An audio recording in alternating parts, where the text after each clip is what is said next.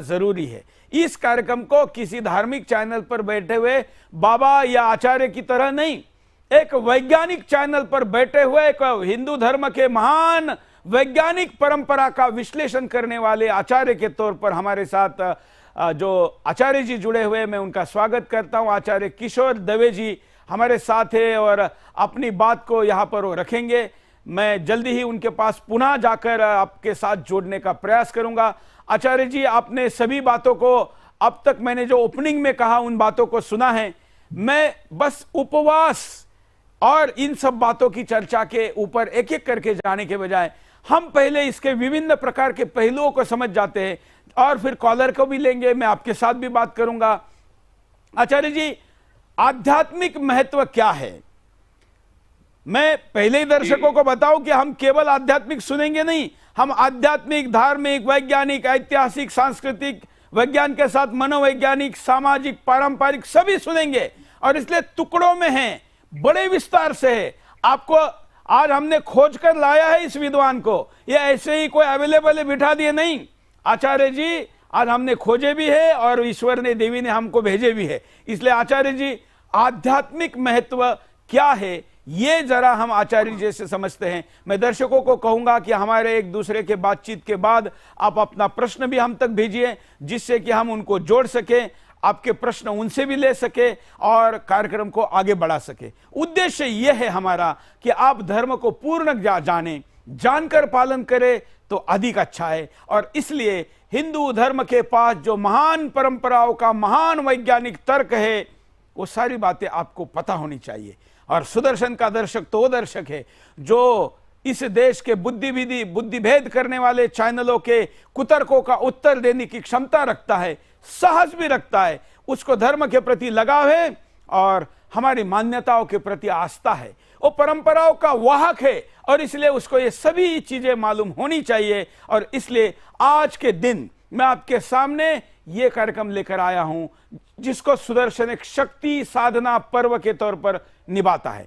शक्ति उपासना हमारा 9 दिनों का ये कार्य है। हम स्वयं भी उपवास करते हैं, हमारी टीम भी करती है, हम आपसे भी चाहते हैं और इसके पीछे का कारण भी आप जाने, ये भी हम चाहते हैं।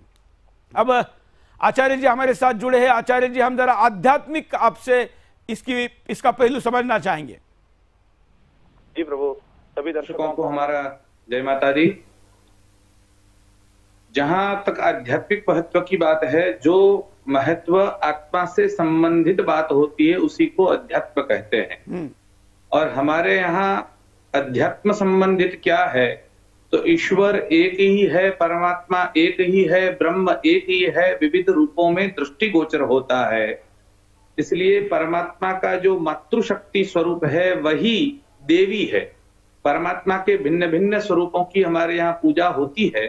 उसमें से 5 मुख्य स्वरूप है, गणपति है, देवी है, सूर्य नारायण है, विष्णु है और शिव है।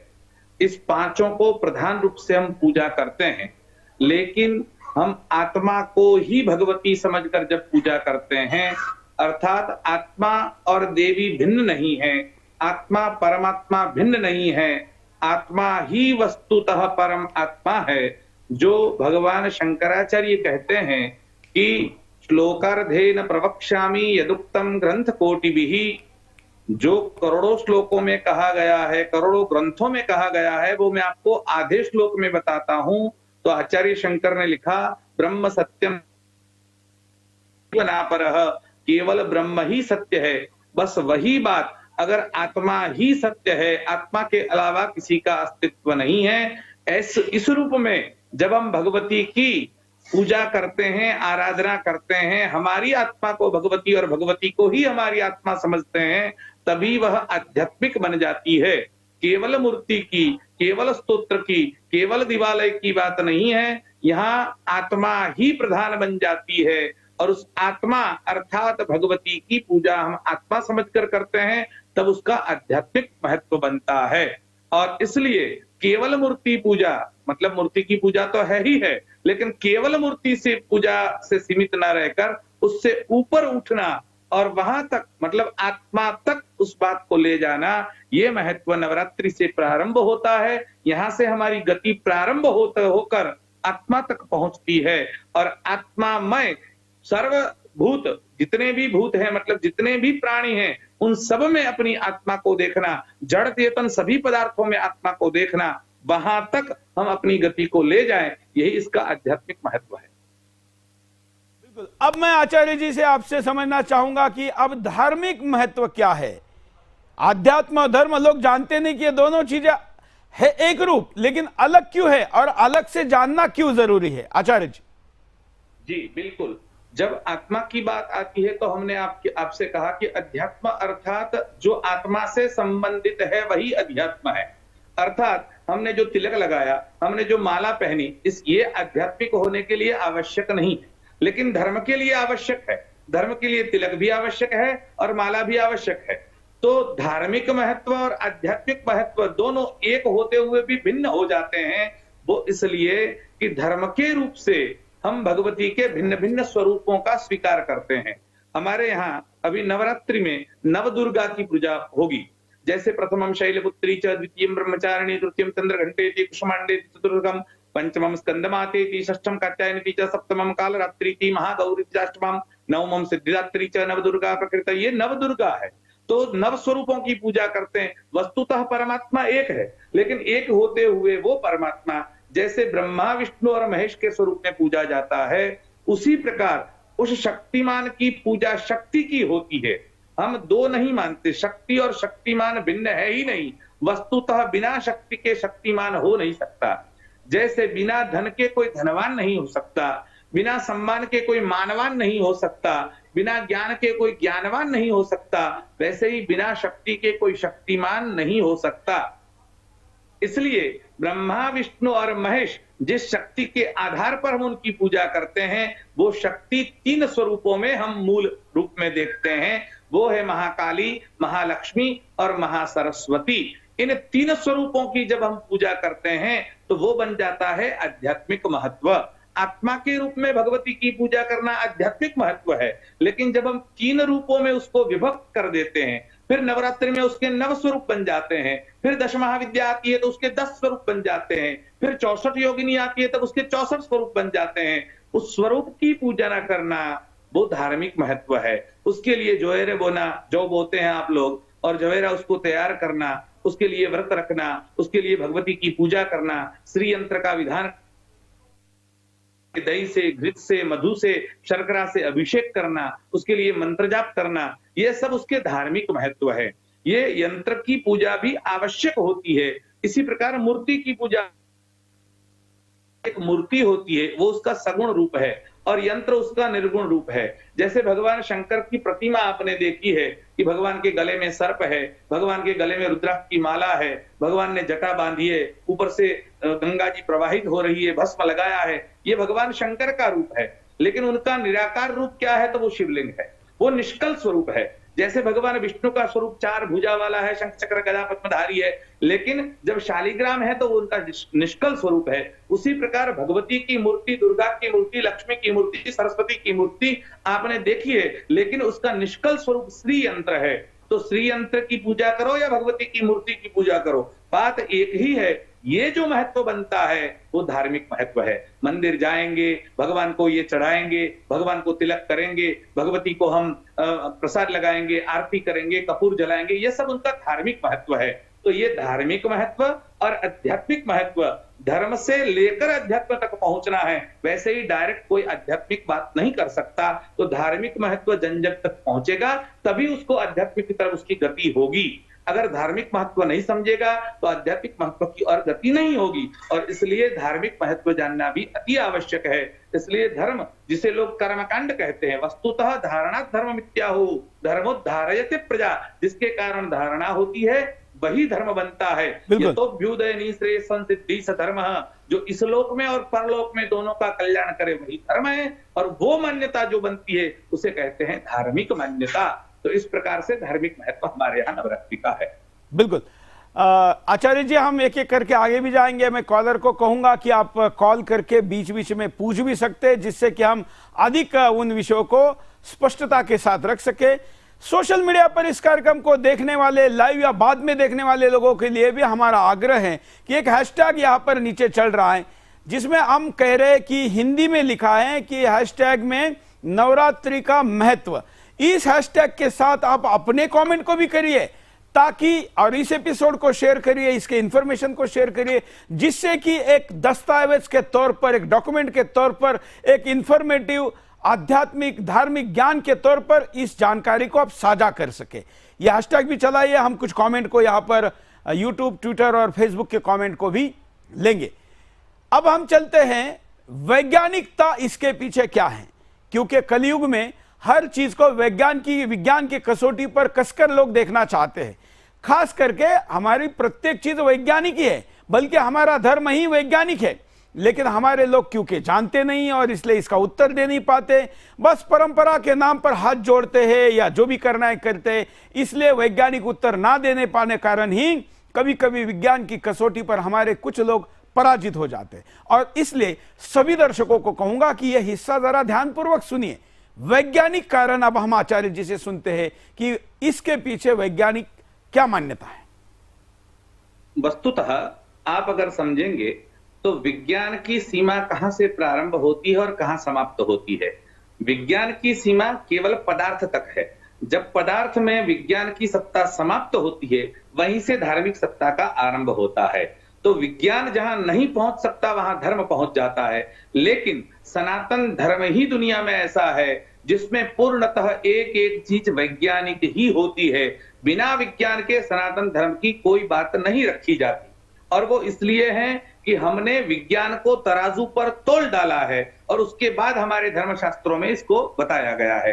तो हमारी हर एक चीज के पीछे विज्ञान तो है ही है, और बिना विज्ञान के कोई वस्तु हो नहीं सकती। लेकिन केवल विज्ञान नहीं है, जो विज्ञान समझ में नहीं आ रहा है वो पराविज्ञान भी हमारे धर्म का हिस्सा है। अतः हमें यह जान लेना चाहिए कि नवरात्रि में विज्ञान क्या है। वस्तुतः 3 शक्तियां होती है, जैसे हम महालक्ष्मी, महाकाली और महासरस्वती कहते हैं। वस्तुतः महालक्ष्मी यानी अर्थ शक्ति होती है। बिना धन की शक्ति के कोई राष्ट्र नहीं चल सकता, कोई व्यक्ति नहीं चल सकता। अगर आपको राष्ट्र को चलाना है तो अर्थ का उपार्जन चाहिए, आर्थिक शक्ति चाहिए। दूसरा है महाकाली, अर्थात नहीं, मैं थोड़ा विज्ञान पर फोकस करना चाहता हूं। हमारे साथ आचार्य जी जुड़े हुए हैं, पुनः कनेक्ट हुए। आचार्य जी, जैसे मैं उदाहरण के लिए, हम इसमें जो विज्ञान है उपवास इसमें किया जाता है, तो मेरे पास एक जानकारी है कि 2018 का जो नोबेल दिया गया था, वो नोबेल था कि कैंसर को ठीक करने के लिए नोबेल दिया गया था।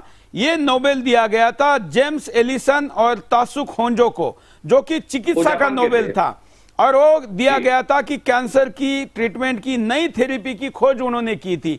इसमें वो कहते हैं कि 15 दिन बाद अगर आप शरीर को विश्राम देते हैं, और उन्होंने उपवास शब्द का उल्लेख नहीं किया है, लेकिन वो कहते हैं कि आप पानी भी ना पिए, आप अन्न भी ना खाएं, और ऐसा जिसको हम निर्जला कहते, ऐसा अगर आप रहते हैं तो आपको किसी दवाई की आवश्यकता नहीं, आपका कैंसर ठीक हो सकता है। आपकी शरीर के अंदर की ऊर्जा ही वो उत्पन्न होगी और अंदर अंदर ही विषाणु का नाश करेगी। ये नोबेल विजेता कहता है। 15 दिन की उल्लेख करते समय वो क्या कहता है कि फुल मून, अर्थात पूर्णिमा के पास जाकर अगर आप करते हैं या अमावस्या के पास जाकर करते हैं तो उसका ज्यादा फायदा होता है। मतलब वहां क्या आती है, एकादशी आती है। तो हमारे यहां पर जो एकादशी का व्रत हर 15 दिन बाद आता है, उस एकादशी पर अगर आप उपवास करते हैं, वो अगर ज्यादा बीमारी है तो आप, मतलब कैंसर जैसी बीमारी है तो आप निर्जला करिए, आपकी एनर्जी अधिक अंदर से आएगी। कोई बाहर से वैक्सीन से ज्यादा आपका अंदर से जो एनर्जी आएगी वो ज्यादा आएगी। ये नोबेल देने वाले, हिंदुस्तान के धर्म को, अध्यात्म को न मानने वाले जो लोग हैं, नास्तिक जो लोग हैं, विज्ञान की कसौटी पर हमको विफल दिखाने वाले लोग ही हमारी मान्यताओं को लेकर शोध करते हैं और बाद में उसको उपवास, अध्यात्म उसका निकाल देते हैं और उसका पारितोषिक लेकर जाते हैं। इस एंगल से मैं विज्ञान थोड़ा समझना चाहूंगा। दर्शकों, साथ साथ में ऊपर भी लिखकर आ रहा है कि इसका आध्यात्मिक, इसका वैज्ञानिक, जो जिन विषयों पर मैं यहां पर आचार्य जी से बात कर रहा हूं उसका कुछ कंटेंट ऊपर में लिखित स्वरूप में भी आ रहा है। तो आप वैज्ञानिक थोड़ा आगे ज्यादा बढ़ाइए। जी बिल्कुल, हमने कहा कि ये तीन शक्तियां हमारे यहाँ, मतलब अर्थ शक्ति, मसल शक्ति और बौद्धिक शक्ति, इन तीनों को वैज्ञानिक तराजू पर तोलकर आगे बढ़ाने के लिए शक्ति का संचय शरीर के लिए भी आवश्यक होता है और आत्मा के लिए भी आवश्यक होता है। अगर इन शक्ति का संचय करना है तो जैसे चतुर्मास गया, चतुर्मास में एक तरफ बारिश हो रही है और शरद, कहते हैं रोगानाम शारदी माता, आयुर्वेद का सूत्र है, सभी रोगों की माता वो शरद ऋतु है और शरद ऋतु में ही रोग ज्यादातर बलवत्तर होते हैं और ज्यादा से ज्यादा मृत्यु की संख्या अगर आप नापें तो आपको पता चलेगा कि शरद ऋतु में मृत्यु होने वाले लोग ज्यादा होते हैं। और इसीलिए हमारे यहाँ नवरात्रि का समय शरद ऋतु का समय है और इस समय में अगर उपवास रखा जाए, और उपवास के कारण मतलब बाजार में से आप कोई भी चीज खाते हैं, किसी को भी अंदर डालते हैं, न खाने का खाया जाता है, तो ऐसा न रखकर अगर हम उपवास करते हैं, उपवास शब्द का अर्थ केवल अनशन नहीं है, लेकिन हमारे यहाँ अनशन सहित भगवत भक्ति की जाए तब वो उपवास बनता है। मतलब भूख के साथ अगर भक्ति मिल जाए तो वो उपवास बन जाता है। जैसे हम प्रवास में भक्ति मिल जाए तो वो यात्रा बन जाता है, गीत में भक्ति मिल जाए तो वो भजन बन जाता है, उसी प्रकार हम अगर इसमें भक्ति की मिलावट करते हैं तब वो उपवास बन जाता है, नहीं तो केवल अनशन रहेगा। इसलिए जापान के वैज्ञानिक ने जो खोज की और उन्होंने कहा वो एकदम सही है, वो बिल्कुल सही बता रहे हैं, लेकिन वो एकादशी नहीं उनको पता है। तो हमारे यहाँ एकादशी का महत्व इसलिए भी है कि एकादशी के दिन निराहार रहें, निर्जला रहें, और इसके कारण से जो अंदर आपके पास कैंसर के जो कीटाणु होते हैं उस कीटाणुओं को भूख के कारण नई जो शक्ति पैदा होती है वो उसे ही निगल जाती है। इसी प्रकार शरद ऋतु में भिन्न भिन्न प्रकार के रोगों का आक्रमण होता है। अगर आप नवरात्रि में व्रत रखते हैं और नवरात्रि में 9 दिन तक हो सके तो नक्त व्रत रखा जाए, वो नहीं रख सकते तो पानी के ऊपर किया जाए, वो नहीं रख सकते तो नींबू पानी के ऊपर किया जाए, वो नहीं हो सकता तो केवल दूध या छाछ के ऊपर किया जाए, इस प्रकार से नहीं हो सकता तो एक समय भोजन करके रखा जाए, लेकिन कम से कम आहार लिया जाए। और अगर कम आहार अंदर जाएगा तो रोगों के आक्रमण के लिए आपके पास शक्ति का संचय होगा। हमारे यहाँ हिंदुओं में, सनातन धर्म के अलावा जैनियों में भी ये बात आई है कि उनको भी चातुर्मास में व्रत रखना है, वो भी इसीलिए कर रहे हैं कि शक्ति का संचय होता है। तो वैज्ञानिक दृष्टिकोण से शारद ऋतु में, मतलब इस दिनों में अगर आप उपवास करते हैं तो शक्ति का संचय अधिक होगा, और जितना शक्ति का संचय होगा आपकी तीनों शक्तियों यानी मसल शक्ति और बौद्धिक शक्ति दोनों का विकास इसके कारण होगा। और इसलिए आपको अगर शक्ति का संचय करना है तो शक्ति के दिनों में अर्थात नवरात्रि में उपवास करना चाहिए। ये इसका वैज्ञानिक पहलू है, लेकिन वैज्ञानिक पहलू के उपरांत भी हमारे यहाँ पराविज्ञान है और उसके लिए आपको साथ में मंत्र जाप करना है। दूसरे वैज्ञानिकों ने यह भी खोजा कि अगर उपवास के साथ मंत्र जाप किया जाए तो उसके लिए उसका परिणाम अधिक होता है। तो केवल भूखे रहें ये तो ठीक है, लेकिन भूखे रहने के साथ साथ अगर ईश्वर को बुद्धि समर्पित करते, मन को समर्पित करके मन में अगर आप मनांसी जाप करते हैं, मानसिक रूप से जाप करते हैं, तो आपकी शक्ति, बौद्धिक शक्ति का भी विकास होगा। ये भी वैज्ञानिक पहलू है। केवल शरीर, शरीर से ऊपर मन, मन से ऊपर बुद्धि और फिर आत्मा की बात आती है। तो वहां तक पहुंचने के लिए ये उपवास भी वैज्ञानिक रूप से भी और धार्मिक रूप से, दोनों रूप से ये उपवास करना चाहिए, ऐसा हमारे यहाँ। बिल्कुल बिल्कुल। और ये कोई कहेगा कि क्या ऋतु एक ही बार थोड़ी बदलता है, तो हर बार बदलने वाले ऋतु के समय भी नवरात्र आते हैं, ये लोगों को पता नहीं है। लोग ज्यादातर इस शारदीय नवरात्र के बारे में जानते हैं या ज्यादा से ज्यादा गुप्त नवरात्र जो एक आता है उसके बारे में जानते हैं। अन्य मतलब चारों, हर ऋतु के पहले ये स्थिति आती है। आचार्य जी। जी जी जी, हमारे यहाँ 4 नवरात्रि है। जैसे ये शारदीय नवरात्रि अश्विन मास में पड़ता है, वैसे गुप्त नवरात्रि जिसका उल्लेख आपने किया वो चैत्र महीने में पड़ती है, वो चैत्री नवरात्रि भी कहते हैं उसे। एक है माघ की नवरात्रि, कई लोग उसे वैकल्पिक रूप से पुष्प नवरात्रि भी कहते हैं, लेकिन वो माघ की नवरात्रि है। और चौथी आषाढ़ की नवरात्रि है। ये 4 नवरात्रि है। और 4 नवरात्रि के 9 दिन अगर मिलाया जाए तो 4 नवरात्रि 9 गुणा 4 करिए तो 36 दिन होते हैं। तो ये 36 दिन और 12 महीने के 36 दिन, मतलब 12 महीनों के अगर 36 के साथ भाग करिए तो 1 महीने के 3 दिन हुए।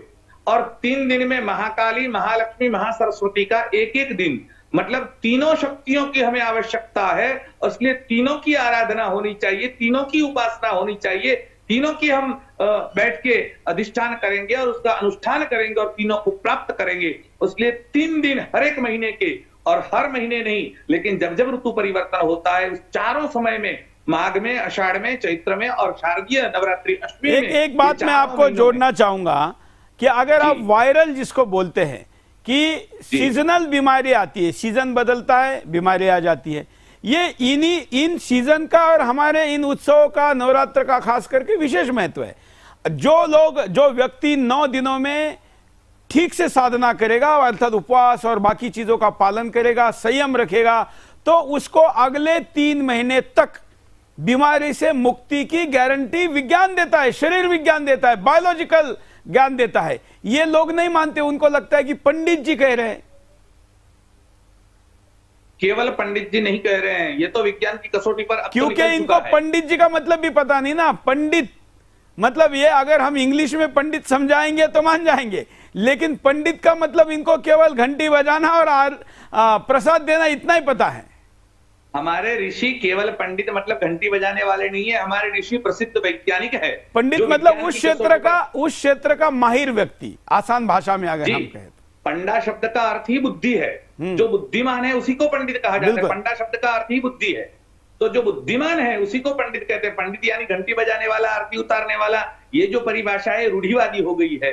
तो आप रूढ़ी से नहीं, मूल स्वरूप में अगर जाएं तो पंडित शब्द कैसे बना है, पंडा के कारण पंडित शब्द बना है। बिल्कुल, और इसलिए जो लोग इसको, मुझे लगता है कि विज्ञान वाले प्रश्न पर अगर किसी को कुछ पूछना है तो अवश्य पूछिए, जिससे कि हम इसका उत्तर दे सके। उसके बाद मैं सांस्कृतिक, ऐतिहासिक और अन्य मुद्दों की तरफ भी चलूंगा। कॉलर कॉल कर सकते हैं, हमने नंबर चलाने के लिए बोल दिया है। साथ में बड़े पैमाने पर भी लोग कमेंट भी कर रहे हैं। जय हिंद, बोलिए, कॉलर के पास चलते हैं। जी, हिंदू राष्ट्र जयतु, मैं सुष्मिता उड़ीसा से बोल रही हूँ। बोलिए।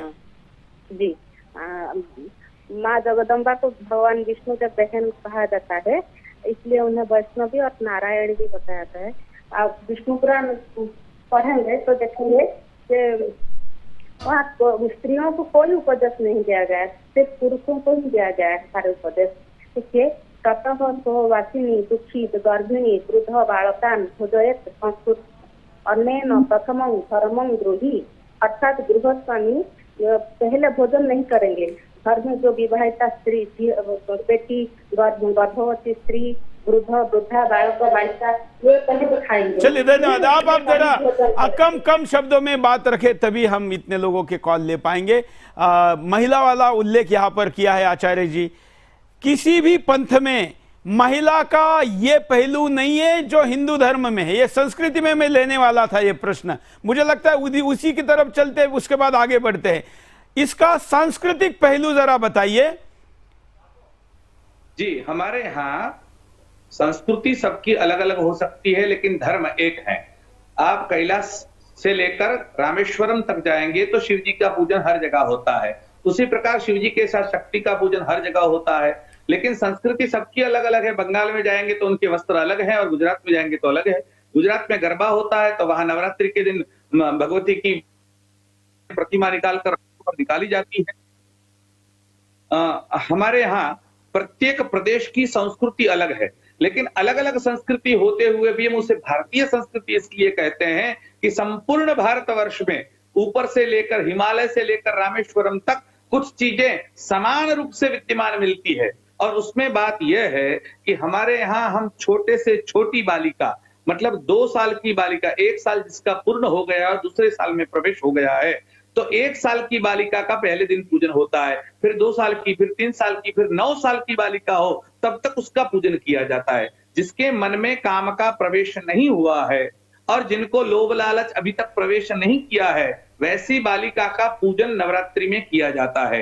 एक घर में 80 साल का, 90 साल का बूढ़ा भी 2 साल की, 5 साल की, 9 साल की बालिका के पैर छूता है, उसके पैर धोता है, उसका चरण स्पर्श करता है और उसका चरणामृत लेता है। संदेश पहुंचता है कि महिला की सुरक्षा, महिला का सम्मान, महिला के साथ व्यवहार इस प्रकार का होना चाहिए जो भगवान मनु ने कहा कि यत्र नार्यस्तु पूज्यन्ते रमन्ते तत्र देवता, जहां नारी की पूजा होती है वहीं देवता रममाण करते हैं। वो केवल कहने के लिए नहीं है, हमारे यहाँ नवरात्रि में पूजा की जाती है बाकायदा हर घर में। विशेष है आचार्य जी कि आज एक भी फेमिनिस्ट ने ट्वीट करके वीडियो बनाकर शुभकामनाएं नहीं दी है, क्योंकि उनके लिए ये जो नवरात्र है ये उनको पता ही नहीं कि क्या है। फेमिनिस्ट की बात करने वाली है, क्या किसी मजहब में या किसी धर्म में किसी रिलीजन में यह व्यवस्था है? नहीं है। हम यही कह रहे थे आपसे कि आप अल्लाह का नाम सुनते हैं इस्लाम में, लेकिन अल्लाह के साथ किसी अल्ली का नाम नहीं सुनेंगे। कोई उनके साथ महिला का नाम, किसी स्त्री का नाम, उनकी पत्नी का नाम नहीं आएगा।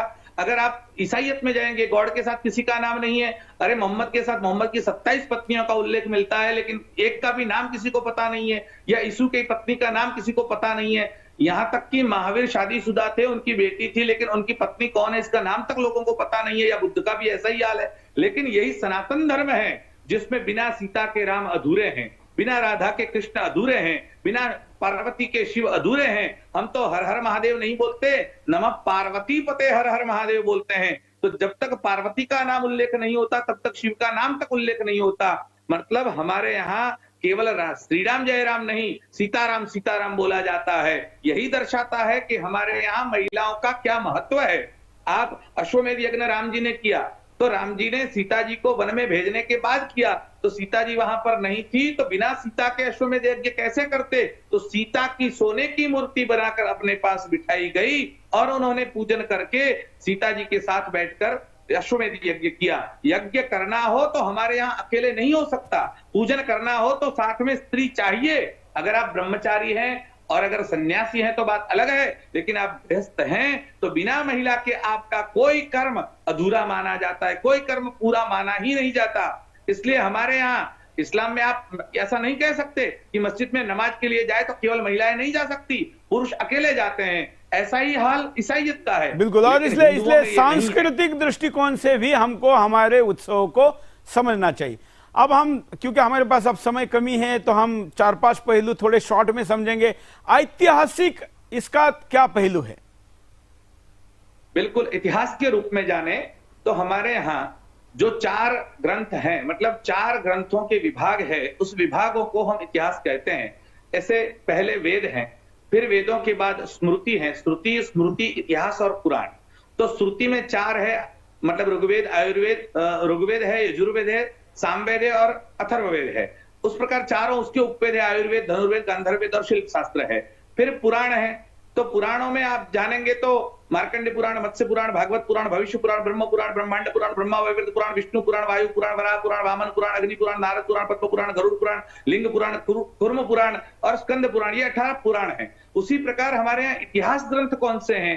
तो रामायण और महाभारत, और तीसरा उसको कहते हैं उत्तर महाभारत, जिसे कहते हैं हरिवंश पुराण। इनको हम ऐतिहासिक ग्रंथ कहते हैं। ये हमारे यहाँ प्रसिद्ध इतिहास है। तो रामायण पुराण नहीं है, महाभारत पुराण नहीं है, ये हमारे यहाँ हिस्ट्री है। और इतिहास किसे कहते हैं? उसमें 3 शब्द है, इति, ह, अस। इति मतलब ऐसा, ह मतलब ही और अस मतलब था। जो ऐसा ही था, ऐसा अनुमोदन करते हैं, उसी का नाम इतिहास है। तो रामायण इतिहास है। तो रामायण में दर्शाया गया कि भगवान राम जब लंका के लिए निकले, किष्किंधा गए, चातुर्मास शुरू हो गया, चातुर्मास खत्म हुआ, सीता की खबर आ गई और निकलने की बात आई, तो राम जी ने कहा अभी नवरात्रि है, हम भगवती का पूजन करेंगे, 9 दिन तक शक्ति का संचय करेंगे, फिर हम लंका के लिए प्रस्थान करेंगे। तो सबसे पहले अन्यून 17 लाख वर्ष पूर्व वाल्मीकि रामायण लिखी गई। तो वाल्मीकि रामायण में यह बात आई कि भगवान ने भगवती की पूजा की। महाभारत और भागवत में, मतलब अभी से 5000 वर्ष पहले, भगवान श्री कृष्ण स्यमंतक मणि का आख्यान भागवत जी में है। स्यमंतक मणि की खोज करते हुए प्रसेन को मरा हुआ देखते हैं, उसको पीछे जाते हैं, मणि कहाँ गया, ढूंढते ढूंढते जामवान की गुफा में पहुंचते हैं, और तब भगवान 27 दिन तक जामवान की गुफा में रहते हैं। तब भगवान श्री कृष्ण के पिताजी वसुदेव जी नवरात्रि का उपवास करते हैं और 9 दिन तक देवी भागवत सुनते हैं, और नारद जी वहां पर आते हैं, इसका उल्लेख मिलता है। मतलब राम जी ने भी दुर्गा की पूजा की और श्री कृष्ण ने भी दुर्गा की पूजा की। और महिषासुर की कथा आपको पता ही है कि नवरात्रि में 9 दिन तक महिषासुर के सामने भगवती का, दुर्गा का युद्ध हुआ और 10वें दिन उन्होंने महिषासुर को मार डाला। तो ये तीनों बिल्कुल। और हम ये देखते हैं कि जो हमारे क्षत्रिय थे वो भी युद्ध करने के लिए सीमोल्लंघन जो करते थे वो विजयादशमी पे करते थे। इसके ऐतिहासिक लड़ाइयों का भी अगर हम संदर्भ लेंगे तो वो इसी के आसपास मिलता है। सामाजिक दृष्टिकोण क्या है इसके पीछे का? क्योंकि कई लोग जो सोशलिस्ट है वो तो हर चीज को केवल उनका जो प्रिज्म है वो केवल सोशलिज्म है, उसके सिवा उनको कुछ नहीं समझता है। नहीं, इसलिए लोग क्या कहते हैं, क्या समझते हैं, उनके मन में, जिसके मन में जो होगा वो बाहर आएगा।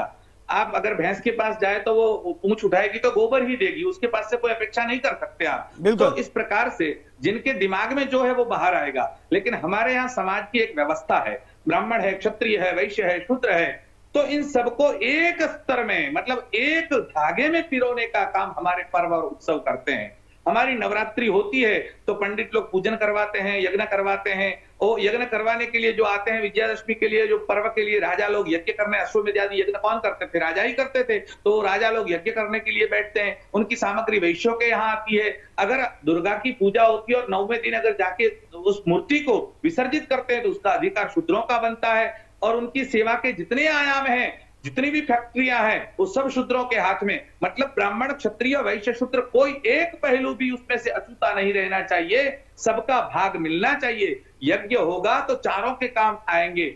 हमारे यहाँ शादी विवाह होता है तो भी दिया लाया जाता है, चाक की पूजन होती है, मतलब कुंभकार का भी विचार किया जाता है। जो प्रजापत समाज कहते हैं, कुंभार कहते हैं, उस कुंभकार का विचार किया जाता है, सुथार का विचार किया जाता है। जो लकड़ी का काम करता है वहां उसको लाकर वो मांडवा बनाया जाता है, तो उसका भी विचार होता है।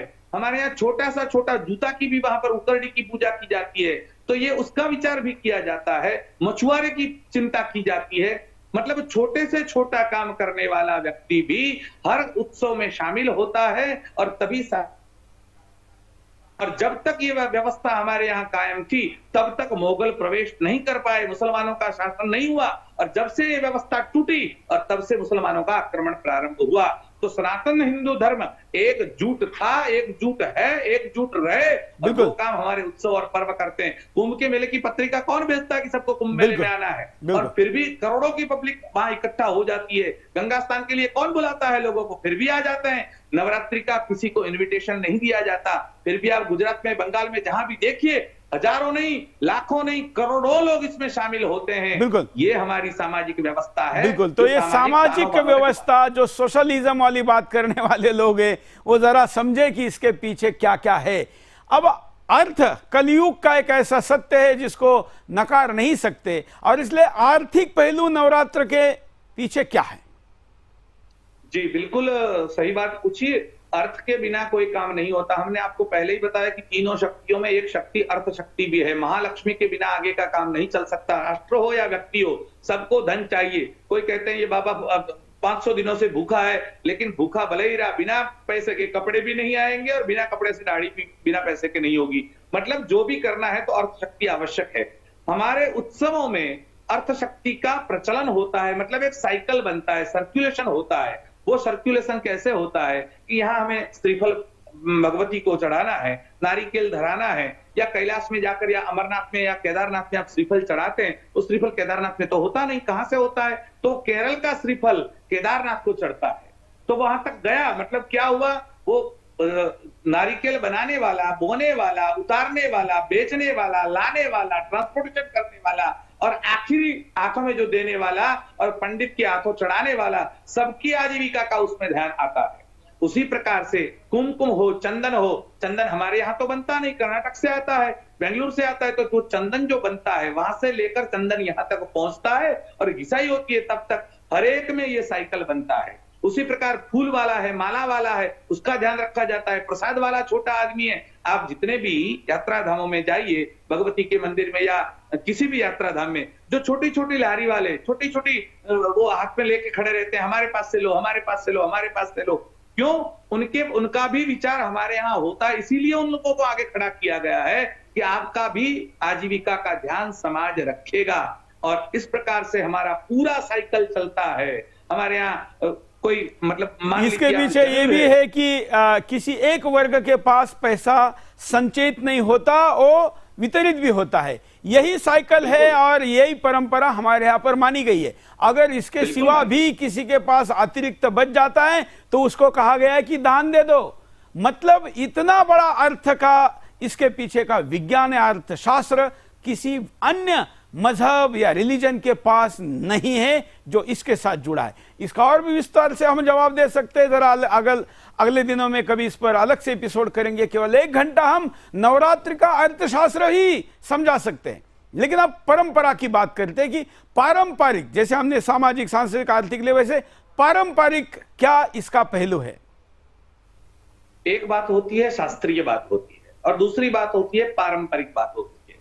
सभी लोग शास्त्र नहीं समझ सकते और सभी के पास शास्त्र नहीं पहुंच सकता, सबकी इतनी क्षमता भी नहीं होती कि वो शास्त्र को समझ सके।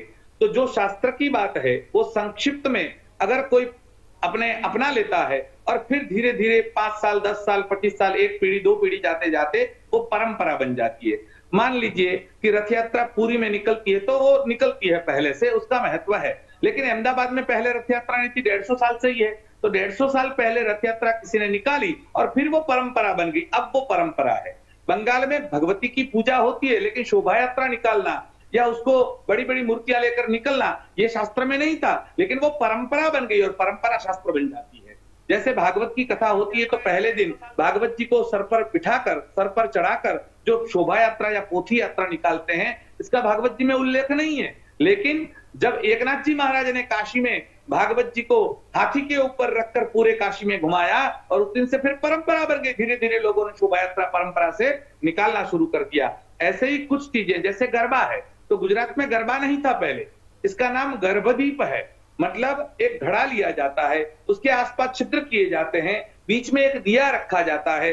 गर्भ में दिया रखने के कारण उसका संस्कृत नाम था गर्भदीप, यानी उस गर्भ में दिया छिपा हुआ है और दिया ज्योत का, आत्मज्योति का, प्रकाश का द्योतक है। तो हम आत्मज्योति के लिए उस दिए को जलाएं और इसलिए उस गर्भदीप को रखा जाता था और उसको फिर सर पर रखकर बुद्धि के साथ मिलावट की जाती थी। लेकिन धीरे धीरे वो प्रथा बंद हो गई और दूसरी प्रथा शुरू हो गई कि मां सर पर लेकर घूमना है, मतलब नृत्य करना है, और फिर उसका गर्भदीप से गर्भ और गर्भ से गरबा हो गया।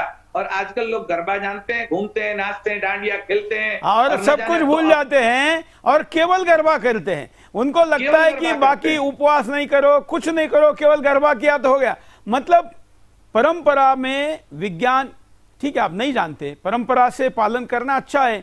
ऐसे ऐसे राजा तो नहीं कहूंगा, लेकिन ऐसे ऐसे बादशाहों के समय में विज्ञान पहुंच नहीं पा रहा था, लेकिन परंपरा ने विज्ञान को जीवित रखा। लेकिन अब समय बदला है, हम तथाकथित भी क्यों ना हो, लेकिन स्वतंत्रता की 75वीं वर्षगांठ मना रहे हैं। तो हमने अब केवल परंपरा के नाम पर नहीं, बल्कि उसके अंदर के विज्ञान के नाम पर भी हमारे धर्म और बाकी सब चीजों को समझना आवश्यक है।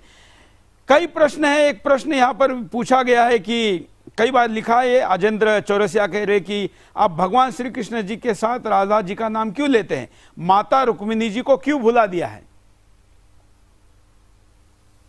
आचार्य जी। जी प्रश्न है। हाँ। जी, अब श्री कृष्ण के तो 16,108 रानियां हैं, तो सबका नाम अगर लाके लाएंगे आप, अगर इनका कहेंगे तो दूसरी का सत्यभामा का क्यों भुला दिया, फिर कालिंदी का क्यों भुला दिया? ऐसा नहीं हो सकता। जो प्रधान शक्ति है वो भिन्न भिन्न रूपों में होती है। जैसे हम माता जी कहते हैं तो उसमें दुर्गा भी आ गई, राधा भी आ गई, सीता भी आ गई, भगवती भी आ गई, त्रिपुर सुंदरी आ गई, राजराजेश्वरी आ गई। माता जी कहने में सबका समावेश हो गया।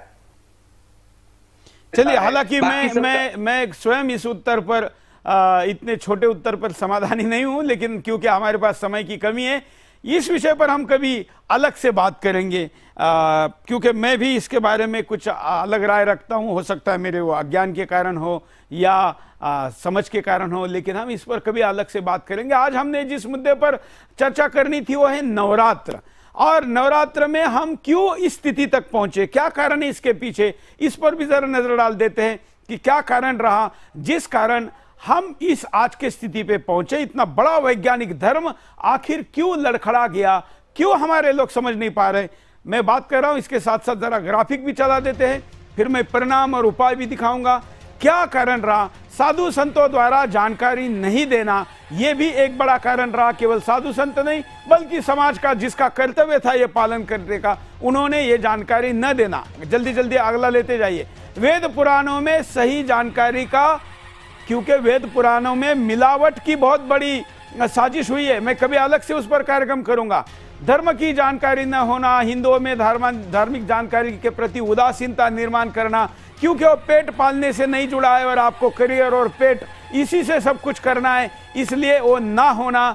ऐसे और भी कई कारण हैं, बहुत लंबी सूची है, लेकिन जरा परिणाम की तरफ चलते क्योंकि हमको अभी कार्यक्रम को समाप्त करना है। हिंदू समाज सनातन धर्म को ठीक तरीके से समझ ले, यही सबसे बड़ा उपाय है। परिणाम छोड़ देते क्योंकि समय नहीं है। उपाय क्या है? सबसे बड़ा उपाय है कि आपके धर्म को आप ठीक से समझ ले, उसकी परंपराओं को, मान्यताओं को ठीक से समझ ले, आपके ज्ञान को अपडेट करे। हिंदू सनातन धर्म को ठीक तरीके से समझेगा तो उसको विश्व में फैला सकता है। हिंदू धर्म गुरु आध्यात्मिक, धार्मिक, वैदिक महत्व जो है, वो वैज्ञानिक जो महत्व है वो हमको बताएं, ये उनका कर्तव्य और हमें उनसे आशा है। वेद पुराणों को सही से पुनर्लिखित किया जाए, उसमें अशुद्धियों को ठीक किया जाए, मिलावट को ठीक किया जाए, तो ये काम संभव है। स्कूलों कॉलेजों में सनातन की शिक्षा को दिया जाए, जिससे जिन मजहबों की शिक्षा वैज्ञानिक नहीं है, समय अनुकूल भी नहीं है, उनको तो पढ़ाया जाता है और हमारे ज्ञान को नहीं दिया जाता, इसको स्कूलों में भी दिया जाए, जिससे कि हम इसका सही से अधिक से पालन कर सके। आचार्य जी, और कुछ रह गया है, कुछ बताएंगे? जी, आपने कुछ बात तो बताई, लेकिन पुनर्लेखन की बात से हम सहमत नहीं है। पुनर्लेखन संभव नहीं है और मैं उस एंगल पर, पुनर्लेखन बात गलत है। हमारे पास ऐसे ऐसे ग्रंथ है कि जो 68 में छपे हुए ग्रंथ में और उन 2008 में छपे हुए ग्रंथ में फर्क है। ये फर्क कहाँ किया गया है, इसके पीछे का हमने पूरा षड्यंत्र निकाला हुआ है कि वो कहाँ छपा, किसने छापा, कौन प्रेस का मालिक है। एक अलग से इसके ऊपर कभी बात करेंगे, उस एंगल से हम इसको कह रहे हैं, ठीक है? क्योंकि आपका भी बात हो गई। हाँ, तो इसलिए उस विषय पर हम कभी अलग से शो करेंगे और वो बात भी हम करेंगे और लोगों के सामने वो सत्य भी रखेंगे। आप हमारे साथ जुड़े और आपने बहुत अच्छा जानकारी हम सभी को दिया, आपका धन्यवाद। मित्रों, आप कार्यक्रम के शुरू में पोल देख चुके हैं। जब हमने पूछा कि हम नवरात्र को आप कितना जानते हैं, तो आपने खुद क्या बताया था, एक बार पुनः देख लीजिए, क्योंकि ये समाज की वास्तव स्थिति है और ये स्थिति बदलेगी तो हम आध्यात्मिक, सामाजिक सभी दृष्टिकोण से विकसित होंगे। और इसलिए मैंने आज का ये एपिसोड आपके सामने रखा है। मैं आशा करता हूं कि मेरा ये जो प्रयास है ये आप ज्यादा अच्छी तरीके से समझ पाएंगे। ये आज के नवरात्र के प्रति आप लोगों की स्थिति है। शुरू में जो थी उसमें थोड़ा बदलाव जरूर हुआ है, लेकिन ये बदलाव अनुपात में अगर आप देखेंगे तो सारी बातें आप नहीं जानते हैं। कोई बात नहीं, आज का एपिसोड आपके इस ज्ञान को अधिक बढ़ाएगा और इसलिए इस ज्ञान को ज्यादा लोगों तक लेकर जाए। होता क्या है, अभी आज मैं YouTube पर कमेंट देख रहा था, तो हमारे ज्यादातर लोग आपसी कमेंट में एक दूसरे के खिलाफ लगे रहते हैं। कितनी बड़ी जानकारी दी जा रही है उसको ध्यान से नहीं सुनते, क्योंकि हम ज्यादा धारण करने की क्षमता में रहे नहीं।